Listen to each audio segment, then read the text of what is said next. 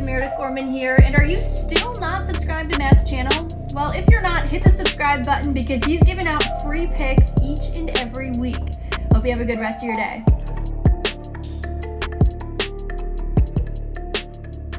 We are back at the Apex for UFC Vegas 116, Sterling versus Zalal. Back for a fight night card. Not a great card, not a great betting card, just like last week.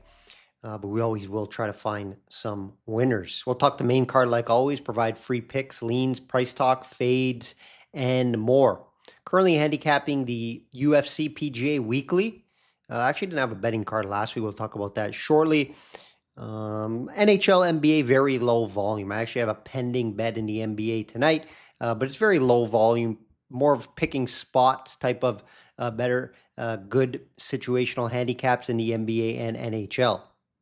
Like the video, guys, if you're watching on YouTube. Subscribe as well if you're not subscribed. Free picks every week, NBA, UFC, and PGA. If you're listening on Spotify or Apple Podcast, more people listening over there these days. Appreciate you guys. To support, if you're not supporting the system, you can review it, share it. That will help out a ton. UFC Winnipeg, yes, Winnipeg Recap. Low crowd. I think the crowd was full. I think it was full. I don't know if the rafters were full, but only like a 1.8, 1.9 million gate. I think for a fight night card, it's not terrible, but it's not great either. Not breaking any records, right? I think it was supposed to be in Ottawa, which would have probably brought a little more crowd. It is Winnipeg, smaller town, smaller city, right? So don't expect a big crowd over there, but the main Canadian fighters won. I think it started slow, but three main fighters got it done. No client card last week. We did hit on some plays, though, on the podcast. Hopefully you did tail Mike Malott. I gave a lean out from Mike Malott, but I wasn't confident in it. That's why I didn't bet it. Hated the price. Remember, it was minus 300. I closed that. I just didn't see him beat a veteran guy like Burns yet. You can see that Burns was pretty much done. He retired after that. Great career. Shout out to Burns. But Mike Malott gets his biggest win of his career. And I do believe him and Zahabi right now, obviously the best fighters. I don't see Mike Malott being a championship type of fighter, or even like a top 5 guy.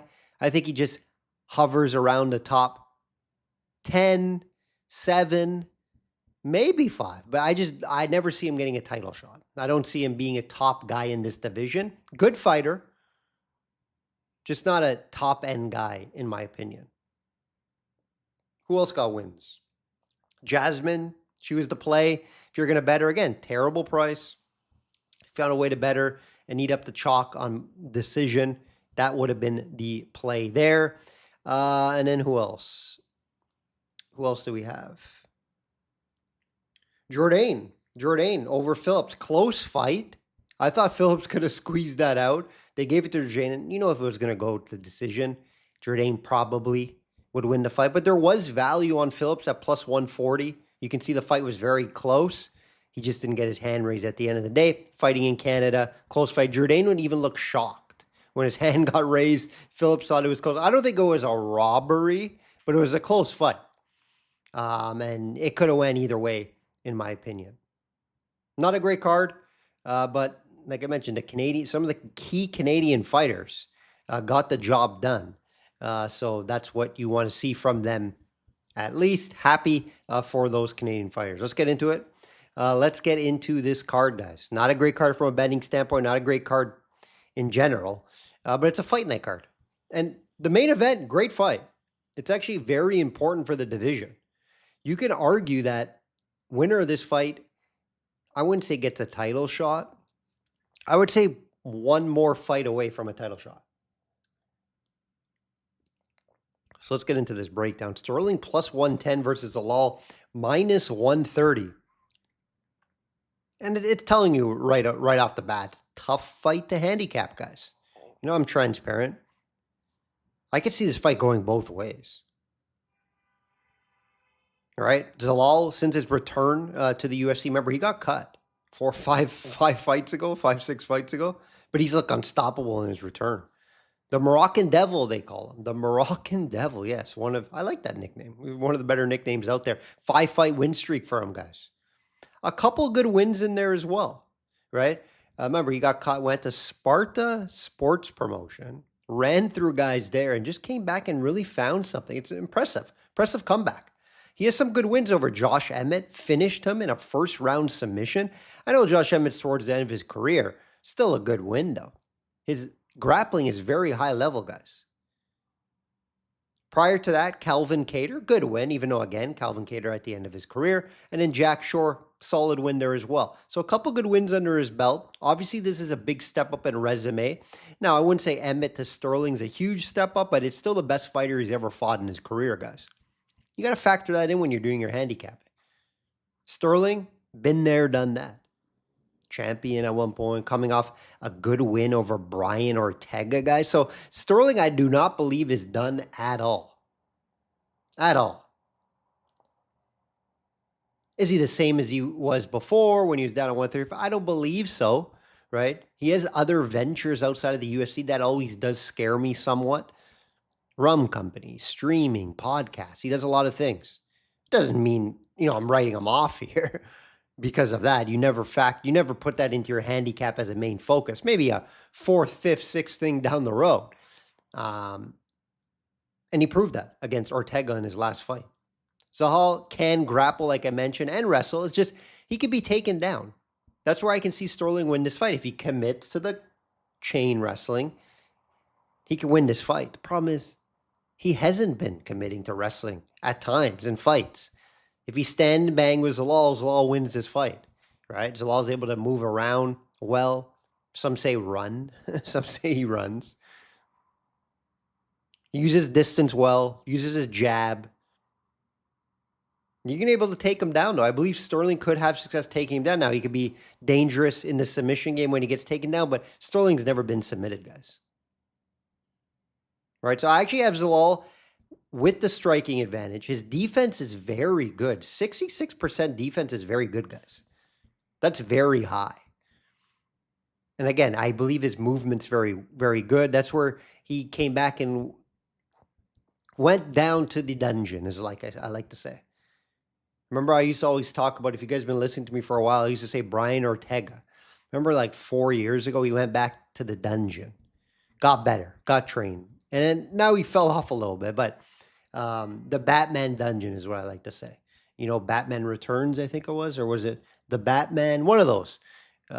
He went down to like a dungeon, recreated himself, came back and beat up everybody. That's the reference that I like to use there. And that's what I say Zalal has done. So yeah, very tough fight to predict. It depends how Sterling approaches. If Sterling makes his MMA fight, wrestles more than strikes, I think he has a good shot to cash his plus 110. But if Zalal is able to move around and use his distance game and his defense that he has been using as of late, I can see him winning this fight. So I'm going to lean his way, but I'm not going to be betting this fight. My favorite bet is the over in rounds and fight goes the distance. Where do we see a finish here? Zero guy had KO power. Zalal by submission is live, but Sterling's never been submitted in his career. So how do I get to that? Right? Sterling's not finishing Zalal. I don't see where he would. So hard to see this fight not going the distance or going over in the rounds. That would be my favorite play here. And I'll lean Zalal, but I'm not going to be betting a side here for clients. Co-main, Dumont, minus 240 versus Edwards, plus 195. Tough line to get to on Dumont, even though I'm leaning Dumont in this fight. I think this is going to be a close fight. And it's going to play out to be like a almost even money fight, in my opinion. Now, Edwards is getting a step up in competition here. That's what has me more in Dumont. Dumont's been in the bigger fights. I do believe she's able to control her grappling and wrestling. Edwards likes to try to wrestle. Edwards likes to try to hold you against the cage. She has some good Muay Thai as well, but I think Dumont is going to be able to counter that. Right? We've seen Dumont in the bigger fights, much better resume. Edwards just hasn't really beaten anybody in this win streak that she's been on. 4-fight win streak, I must add. And funny enough, there are 4 finishes 4 finishes in the 4-fight win streak. It's hard to say that, guys, for women's MMA. You're not going to see that often. Hard to see her finishing Dumont here. Very hard to see that. I'd be shocked. I wouldn't be shocked if she wins the fight. Like I mentioned, I believe this fight goes over 2.5 rounds. Fight goes the distance, and I do believe Dumont gets it done. Better resume. I think her striking defense, Dumont, is better at 65%. I like that. And she's able to grapple and wrestle. So Dumont's going to be the play. I hate the price at 240. You're going to prove it. Get a decision. That's the way I would look if I have to bet it. But again, I'm not in love with betting women's MMA mid-tier women, guys. It's not something you want to do. It's not something you want to be highly invested in if you do bet it. Right? I always like to stress women's MMA, especially mid-tier, especially a fight like this where the line is inflated. You don't want to get too invested into these type of fights. Plays Dumont, decision, not excited about it. Edwards, again, big step up in resume. Can she pass the test? Of course she could. She's looked good in these 4 wins, very good. But she's lost some rounds in these fights too, and then found a finish somehow. I don't see her finding a finish on Dumont. I would be surprised. Garcia plus 115 versus Hernandez minus 135. Fun fight here. Hernandez finally living up to the early hype, right? 4-fight win streak, guys. A couple nice ones in there over Ferreira and Hooper. Garcia has back-to-back wins over Pichel and Gordon. Last time we saw Hernandez, guys, keep this in mind. This is why I'm a little worried and probably won't bet this fight, even though I am leaning Hernandez here. He pulled out last fight due to injury. Remember, he was supposed to fight Michael Johnson. They pulled the fight because I do believe there was a lot of betting coming in on Michael Johnson due to Hernandez. Someone found out Hernandez was hurt. Someone in his camp probably told somebody or whatever it is, right? And then they pulled the fight. And then Hernandez dropped out against a fight I heard that he was supposed to fight because I do believe he was hurt. So is he recovered? How is he going to look against Garcia? Tough son of a bitch here. That's what has me a little concerned. I don't know how healthy Hernandez is. And there's also some betting concerns around him, his gym. I think it was prior to gym. Keep that in mind, guys. That's something worth mentioning here. Garcia, right? Mexican dog. Durable guy. Has a sneaky submission game. 8 submissions, guys. 8 submissions. So not enough value for me to take a shot here on Garcia. I think this line is fairly priced. I had Hernandez minus 125 when I did my own lines. And I have seen the improvement for Hernandez. He has back-to-back finishes as well. He continues to improve, I believe. I believe he has found something. Again, just can't be super confident. Can't get to a full unit on Hernandez due to the health concerns, the betting concerns as well. I don't know. I don't hold that into too high of a regard, but the injury thing, I am slightly concerned about it. But the play will be Hernandez for podcast purposes. Davy Grant minus 130 versus Martinez plus 110. So, not Martinez. Martinetti, sorry. Sorry about that, guys. Interesting one here, because Martinetti, he's a 17-1 fighter making his debut out of Ecuador, guys. He won at the Dana White Contender Series. Close fight. He was able to win that fight. So this is his debut, and they're giving him a very tough guy for your debut. Davy Grant for a first fight debut is ugly. Scary, guys. Scary. And why I'll be staying away from this fight for clients. Obviously Grant is towards the end of his career. I get it, 40. But he's still showing up. He's still showing up. Now, he just beat a very good Blackshear 2 fights ago. Tough guy. But he did lose to Jordanian. He got submitted in that fight. That's what has me a little concerned here. Veteran guy in Grant will take any fight. Willing to throw down and bang. Just not too sure what he has left, really. Again, he beat Blackshear over a year ago. It's not like, he's done here. And, Martinetti, I don't know a ton about him. I just watched his Dana White Contender Series fight. His other wins were in low-level Mexican MMA, guys. Right? So we can't get, obviously plus 110, the younger fighter, 10 years younger. Grant, could he be at the end of his career? Of course he's at the end of his career. He's 40. Even though he'll go out there and bang with the best of them. So a debut fight against Davy Grant, wow. I feel UFC's not doing this guy any favors. Definitely could win this fight, plus 110, minus 130. Line's telling you that, but the line's also saying, I don't know what to do with it. How good is Marinetti? I don't think he's great. I think he'll be a decent fighter in the UFC, guys. And you're giving Davy Grant, who's been, I think, more than decent at times. This is a fight I'll be staying far from. I'll lean the rookie coming in here just due to the price, plus 110, guys. But I say stay away from this one. Again, this is a card you don't want to get too excited about. Last one we'll talk about here, guys. It's a fun fight. I think this is a very good fight. Again, not a easy fight to call, and I do see some value here on Barcelos. Jackson just never really lived up to some of his hype. Minus 180 here versus Barcelos, plus 150, not warranted. Barcelos, 39 now, I get it. But he's looked some of his best in his career the last 2-3 years, guys. Still showing a good skill set. 4 straight wins over a couple good fighters in there. Ricky Simone's a good win. Cody Garbrandt, you can say whatever it is, but he beat Peyton Talbot due to his grappling and wrestling. And I think that's where he could win this fight. If Barcelos decides to wrestle, grapple, he beats Jackson 10 times out of 10. If he gets caught on the feet, Jackson does have heavy hands.